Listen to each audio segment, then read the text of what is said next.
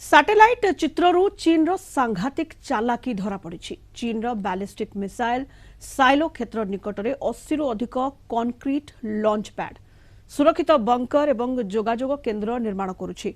प्रतिरक्षा विशेषज्ञों अनुसार शत्रुपक्षर प्रथम परमाणु आक्रमण रक्षा पाइबा एवं पालटा जवाबी आक्रमण को सुनिश्चित करने बेजिंग एही विशाल भित्तिभूमि प्रस्तुत करुछि। सैटेलाइट चित्रु मिलथिबा तथ्य 80 रु अधिक लॉन्च पैड करा जायछि। सिनजियांग हामी परमाणु साइलो क्षेत्र एवं ग्यान प्रदेश निकटरे एही कंक्रीट पैड गुड़िक प्रस्तुत करा जायछि, जहां मोबाइल मिसाइल लॉन्चर को सपोर्ट करिवो।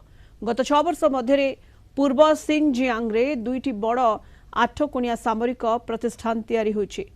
एठारे सेना रहिबा व्यवस्था, भारी सामरिक यान रखिबा पई बड़ बेस रहिछि।